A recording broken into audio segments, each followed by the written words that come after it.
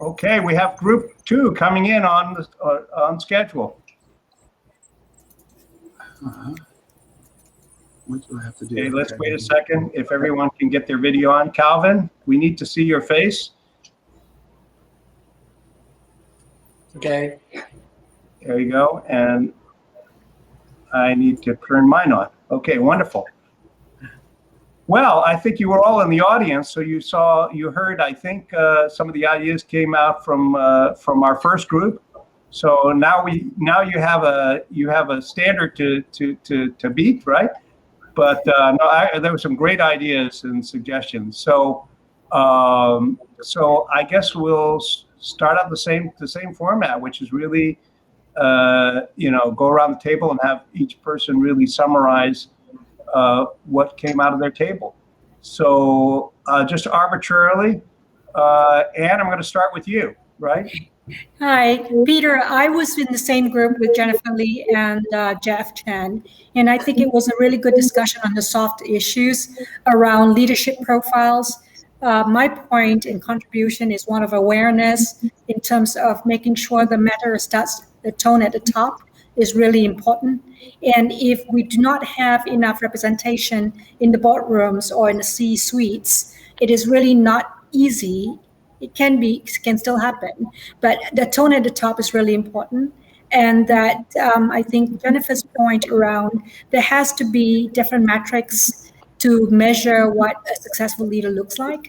I'm not sure how we're going to cure that in the immediate, but I think the education system, Michael, you might probably be able to have an influence on it. But I do think we had, I think, speakers from Berkeley and Princeton and et cetera at our table. And I think hearing their voices around from a personal level, the intersection between being an Asian and a woman, and Mo, one of our table participants, had said something to the effect of, just being comfortable with who you are as an Asian woman in whatever environment you're operating in, whether it's academia or business, etc. But the ability to say no and the ability to draw boundaries around, and the daring to do that, I think came up on a personal level. And other than that, I think the consolidation, what I heard from the first speaker session, Peter, is the consolidation of all the various not-for-profits that are really pushing the agenda for Asian Americans. And that watershed moment that Jeff said is really important. It is now. So. Yeah. I tried to make a list of all of the nonprofits that somehow touch on this or entities. Right. And it was like mind-numbing, which was both exciting but depressing, right?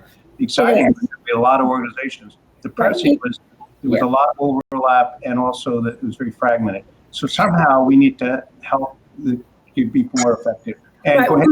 One quick personal add on to that front. I think that from a personal experience, I've been involved in, your introductions to the Committee of 100 at Ascend, Pinnacle, AABDC.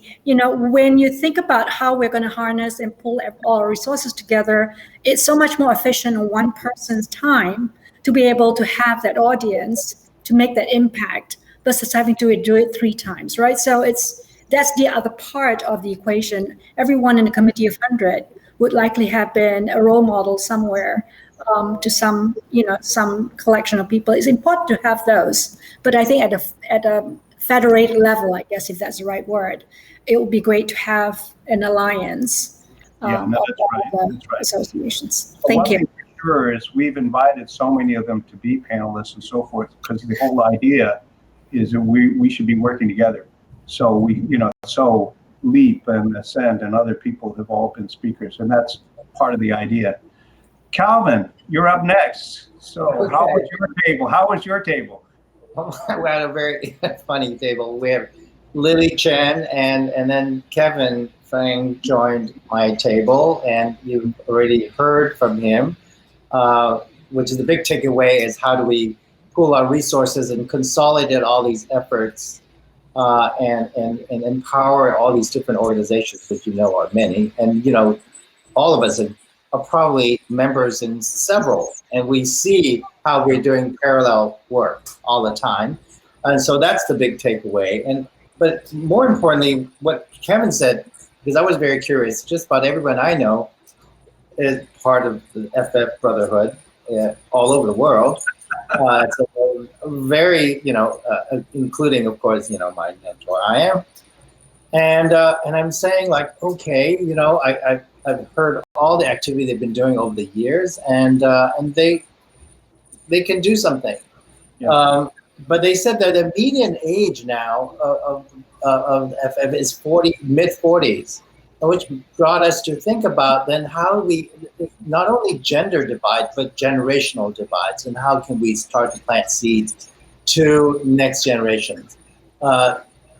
Because they may not even be aware of who we are, what we are doing. And even if we pool our resources, how do we reach out to a future generation, male, female, and so on.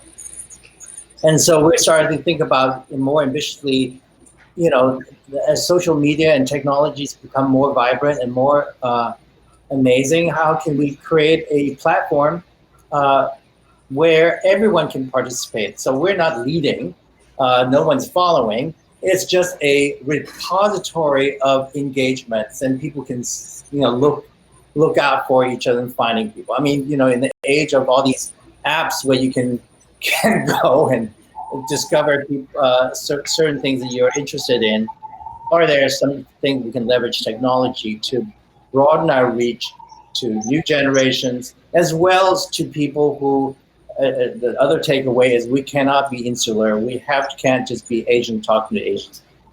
We have to get other diversity to understand us, because when we are hermetic and people don't know who we are, what we are, how we relate to them, we become threats. And I think a lot of hate crimes are based on the fact they don't know their fantasies of what Asians and Chinese are, and we are sometimes perceived as a threat, either in all ways. And I think that it's very important to reject this kind of mythification of our culture, and we still, while maintaining our integrity, make people know that we can coexist in peace. Yeah, it's a lot easier to hate a stranger, right? Right? Yeah, basically, exactly. Right? By the way, Calvin, you must have been reading mine, because actually the last 2 weeks or so, I've been having discussions with Kevin Fang about putting together some social media type of vehicle which would allow everyone on this topic to, and actually we've been working on that. So whether it's an individual new social site with groups and ability to chat and groups that you can join, or whether you glom onto something like LinkedIn or Slack or something. But we are going to do that. So actually, Calvin, if you have any ideas, please share them with me, because we do feel that it's critical that we create a way for people to be able to communicate with each other and share ideas. Yeah, that would be great. I'd love to participate and brainstorm with you about it, and see where we can go, because this is something very dear to me. It's not just this topic, but I think in my field, the field of environmental justice or cultural, the importance of culture is dying. So we're working with the American Academy in Rome on issues how to disseminate, make sure that culture is vibrant, culture is scholarship, culture is critical in the forward movement of civilization. So I think all platforms, all factions are looking at how our future of this world is going to look like and how can we coexist. So count me in. No, we'd love to do that, and we're really working on it. It will happen, because this particular event is one step in the right direction, because it creates interaction, right? We did these wonderful webcasts, but the problem is the audience didn't get to talk to each other, right? Yeah, exactly. So I put this together because I felt that without creating an opportunity for people to share ideas and get to know each other, you really, weren't making progress. But this is encouraging, but we need to go one more step. And anyone who wants to join and help, the plan is to put together a social media platform around this career ceiling issue and we're going to probably invite everyone who's attended all of these events to be members, and they can opt out if they want, so that they can find each other, right? So they can find Ann if it's around the soft issues, or they can find, Kevin Fang around trying to create a directory or something, right? So it will happen, because I've already decided it's going to happen, and a number of people want to do it. But if anyone who wants to help, let me know. But it'll happen over the next couple of months. There will be some kind of social media thing which allows people to interact with each other. Harrison, you're up next. Totally arbitrarily, but I did quote you before, so I did give you some airtime. Yes, thank you again, Peter, and always enjoy our collaboration. I think this is our third one together, particularly on this topic. I was also at the same table as Buck, where we primarily focus on the corporations and really busting through the bamboo ceiling, as well as with on the government side in terms of electing officials. So maybe just 2 points to elaborate and deep dive a little bit more with you. But before we get there, to your point about sort of my work at McKinsey, part of our scope there was also looking at third-party and external organizations to potentially partner with. And this was about a couple of years ago, where we asked one of our analysts to do a web crawl of all the organizations. And I think at that time, we came to over 60 organizations sort of quote unquote in this space. Now, you can imagine that there's a lot of fragmentation, because there's different organizations for different professions, different causes, and in some cases different geographies. And this was actually just a tip of the iceberg, and I think would not even include some of the more recent organizations like the one I think Buck had just raised on ALA or Launch, or even the Asian American Foundation. So I think there's a lot of work there, and I think one reason why we were pulling together these lists of organization is, wouldn't it be great if we do some sort of grandiose event like an Asian Davos, right? Because if you think about the Davos sort of meeting where the country heads, company heads all meet together, but we would have something similar, right, on the topic of Asian American and bamboo ceiling. So, that could be, something that we collaborate on, right, in the upcoming months and years ahead. In terms of the 2 points to elaborate on, the first is really setting an audacious goal, right? I think Buck had mentioned this 10 by 25 topic with Extend in terms of board members, but also really backing that up in terms of executing it in a practical way and donating money and time to ensure that it is executing the right way. The second point is really about mentorship, right? Both inside and outside the organization, and utilizing what I call the amplification effect. So senior individuals can mentor the junior or mid-tenure folks, and the mid-tenure folks can mentor the junior folks, and the junior folks can mentor the students, right? And really, it is these sort of cascading effects that will really bring us together. Yeah, I think that's right. Mentorship is really a key element. Because, if you just depend upon your own individual effort, it only gets you so far. Professor Morris, you're up next. Thank you. Several of the people in my group, which was very lively and very vibrant, I've already spoken, but one issue that I thought was a really profound and somewhat different issue is about the need to change cultural norms. We have a sort of prototype of leadership that is based on John Wayne. It's a tall, loud-speaking, firm handshake, aggressive white male. And there's just no reason to believe that that kind of person is actually the most effective leader. But it's in our culture. So we need to look to examples of how have people changed culture. And one example that was brought up in our group that we've all lived through has been the change in the norms around same-sex marriage. Only about 20 years ago, it was an absolute taboo. But now it's become old hat. In polite society, nobody questions it. So how did this come about? Well, it didn't come about by chance. It started with a lot of, gay organizations encouraging people to come out of the closet, encouraging people to be more visible in their relationships. So people saw it as a prevalent thing. It changed the descriptive norm. And then the second wave of activity was Hollywood. Hollywood, a number of people, took risks and they made shows like Will and Grace or The Ellen Show, in which the characters in same-sex relationships were the role models, not the comic relief side characters as they were in previous decades. And then the final wave that happened after that was the institutional stuff, which is that corporate Fortune 500 companies started recognizing same-sex marriage.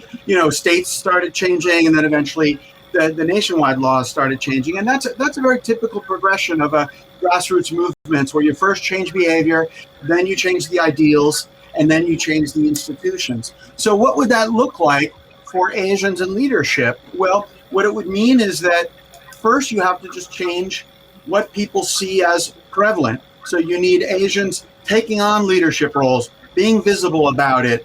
We need journalists writing about successful Asian leaders. And then we need Hollywood to get involved. Someone in our group mentioned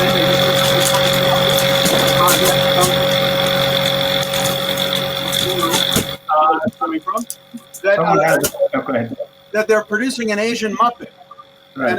And I think that's a great idea. And I hope this Asian Muppet is an extroverted, assertive Asian Muppet, because that's how you get people early and you shape their, they made an autistic Muppet a few years ago, and it really, I think, helped normalize some of the behaviors of people on the spectrum.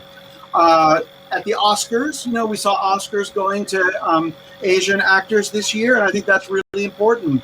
And then, the final stage will be the institutional one, which is, can we change the HR policies so that being a good listener is required, and people are getting promoted on being a good listener? The strengths that Asians already have as a function of their cultural upbringing are things that we should require, and we should force other people to learn how to do. Those are really good points, because the reality is, and Ann knows this, right? John Wayne isn't the successful model for every situation, right? and there are some great examples of people who lead from the middle, lead from the back, you listen and so forth. I mean, and that's part of that overall theme, which is expanding the view of what's effective leadership, right? Right. And Peter, I think authentic leadership is so important at whatever level and whoever you are. So if you're an Asian American woman, act like an Asian American woman is known for in terms of strength and core. Otherwise, it's not sustainable. If I pretended to be someone else that's not in my gene and in my DNA and my belief, then it's not a sustainable, kind of platform to be in. So authenticity, while we're all doing things that are going to be societally and culturally more acceptable and promote us, my hope is that we don't lose the authenticity of who we are in our Asianness. I assure you, Ann, you will never look and sound like John Wayne. Charlie, you're up next.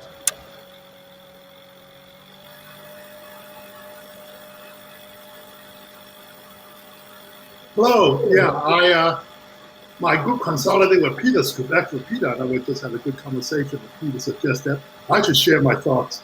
One thing I remember having this conversation, because I think we have a lot to learn from the African American community, Latino community, and the Jewish community. So I called the most prominent leader I know in each of the committees, and it was a conversation with a Latino leader that really make an impression. This is about 20 years ago now. This is before social media, a lot of newer thinking. So this was outdated, I think it's very applicable. And he said that for the African American community, their infrastructure to galvanize the community for success is the trick. Okay, that makes a lot of sense to me, because when we have looked at Martin Luther King, Jesse Jackson, Al Sharpton, they have a title in front of them. When we think of African American leaders, we don't think of the African American president that much, but we think of, Martin Luther King and Jesse Jackson and and Al Sharpton. And my thinking is, if they don't have churches, the Martin Luther King might not emerge from the African American community. And I know a lot of people are talking about in the Asian community, we need our Martin Luther King or Jesse Jackson, right? Mm-hmm. But we have the infrastructure to allow the leader to emerge. The answer is no, not yet, okay? And then he said for the Latino community, they didn't have that infrastructure. Strategically, they decided to use the labor union and use the labor union's organization to be their voice, right? It makes sense because at least in California, the most prominent Latino leader in history that we can remember is Cesar Chavez. He was a union organizer. Right. He was not a senator or congressman in the Congress or congresswoman. He was a labor organizer, right? And he said, the Asian community, have a lot in common with the Jewish community. And you should talk to them. You have a lot more to learn from them, right? Then I started looking at it. He said, what are the similarities? First of all, you don't have an infrastructure that you can take advantage of, but you have strength that the Jewish community have, which is allowing you to build allyships. Okay, and then for the Jewish community, of course, another compelling factor for them to come together is their common experience, the Second World War, the Holocaust, the discrimination. And when you mention Holocaust, that galvanized every Jew, no matter it was the left or right in whatever profession. That is the galvanizing, incident that forever bring the community together. What is that in Asian American community that bring us together, right? I start thinking about that is the discrimination, the stereotypes, but what hope that we have, what's the reason for us to come to the United States or parents to come here is because we want better opportunities for our children. When the future of our children are threatened, the whole purpose of our immigration to these countries, sacrifice we make, might not turn out the result.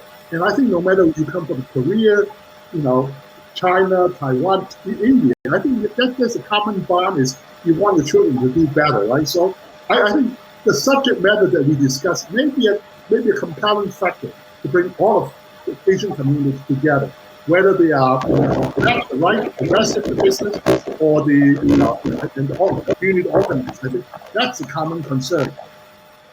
And in terms of culture and family, again, I recall another incident.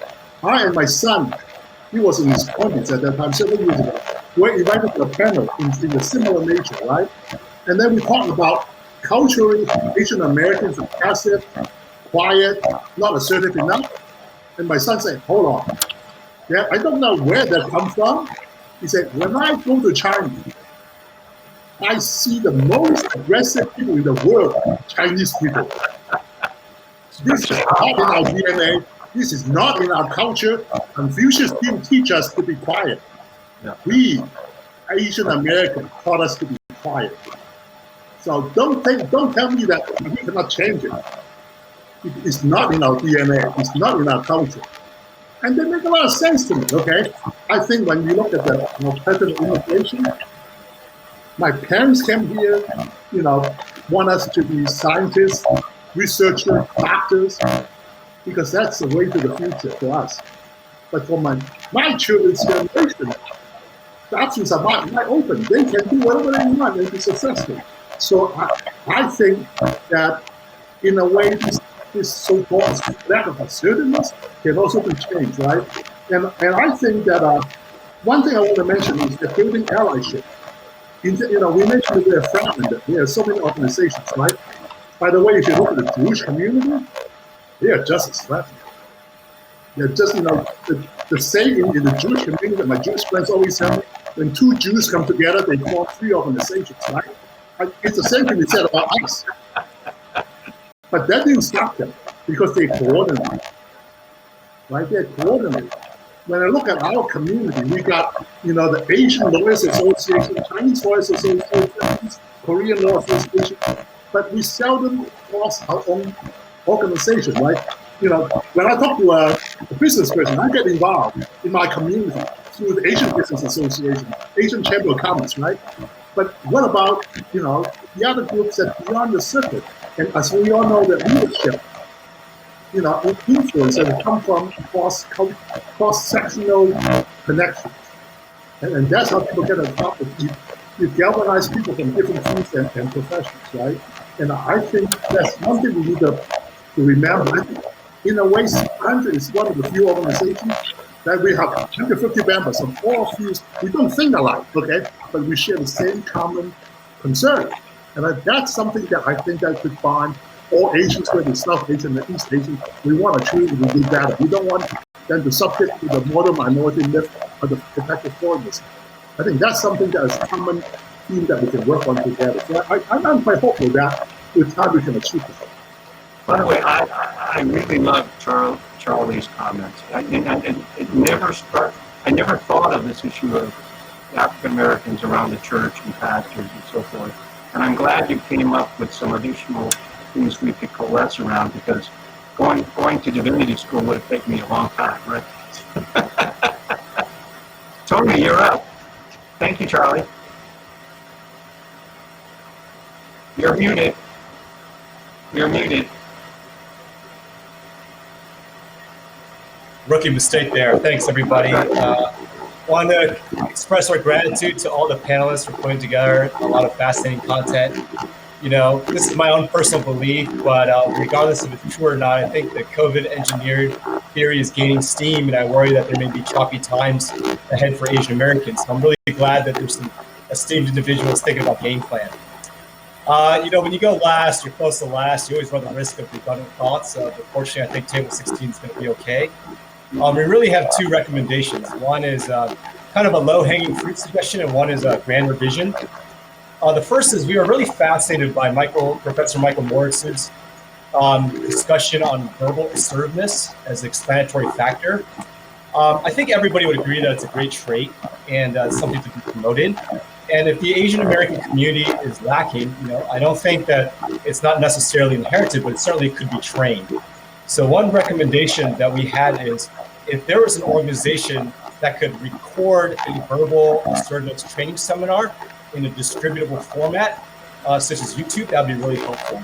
And the distributable format is key because that allows that content to be really recycled at low marginal, kind of investment. I think some organizations, such as SEN, may be doing this already, so forgive us if we're speaking out of turn. On a micro level, managers can encourage their companies to host, these similar training seminars for those who are interested. I want to give notice to Harrison Long at McKinsey. I know he did this with Asians at McKinsey to great success. So that's kind of our first kind of low-hanging fruit suggestion. The second one was, and thank you to Suyi for suggesting those. By the way, Peter, you might want to mute your mic when you're not speaking. I think there's some ambient noise being captured, sort of buzzing. So maybe that might help you. The second suggestion was a grander vision for, kind of promoted by Henry Tang. He mentioned that it's great that we're having these conversations in these internal panels and forums, but it's not going to be very impactful unless, it reaches the influencers or the real, kind of corporate and power structure, which is, corporate boards. So one key thing is, we have a lot of fascinating content from these 5 panelists. If we can kind of publish these findings again in a distributable format and get sufficient media attention, it could really prod these boards to fix the problems of either under-indexing or changing stereotypes, whether it's due to shame or kind of a realization that there's great benefits. As somebody mentioned in the chat, what's key is both content plus distribution. And I think we have really great content from what I've heard from the panelists. One important point was that pseudonyms may be necessary as part of this because oftentimes people worry about retribution one way or the other. So those are kind of our 2 suggestions. Really, we've got the great content there. Just need to find a way to distribute it in a recyclable format. Thank you. Great ideas, Tony. I've written your name down next to that idea, so I expect you to work on it, and I'll help you. Right. The best kind of volunteering is the nonverbal kind. Thank you. Well, that's right.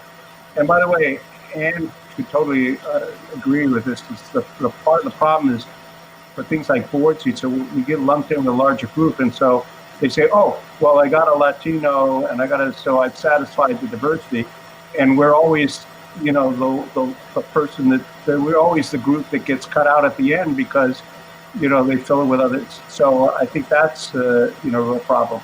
So last but not least is Henry Tang. So Henry, you get the last word, a minute or two with the thoughts that came up at your table.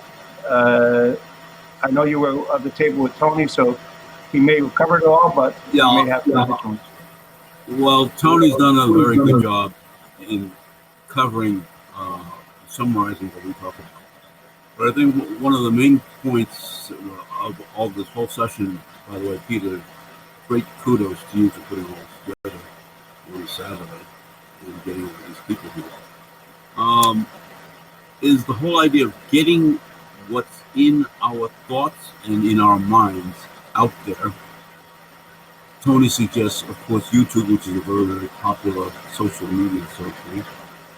But if you, I watch things like CNN a lot, and CNBC, MSNBC, and how they quote certain reports that come out.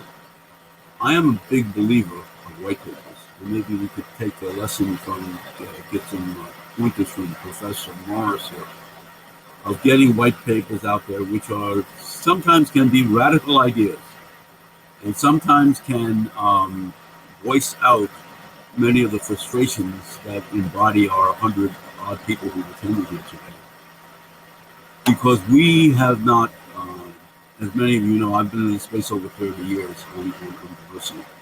And in these 30 years, I've heard a lot of discussion, all very good ideas, but they don't get out there where people say, oh, I never knew that. Let's do something about it. And when it's out on paper, like for instance, some of you who were active in Committee 100, we employed a professor named Andy Kim to talk about the espionage thing. It's still being quoted today, 3 years later.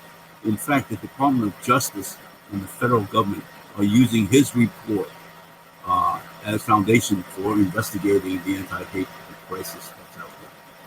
So I think if we, as a group, doesn't have to be any one of us, but all together, work on putting out these white papers to get in our what's inside our brain and inside our mind, and to proselytize the virtues of the Asian American community.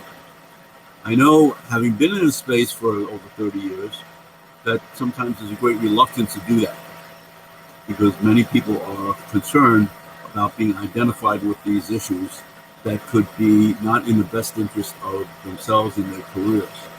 So therefore, I would recommend, for instance, that we create some pseudonyms on certain issues. Like, I would like to propose a name like Mary Barrow Wong, or something like that, to gain people's attention, that these issues exist everywhere at the top levels.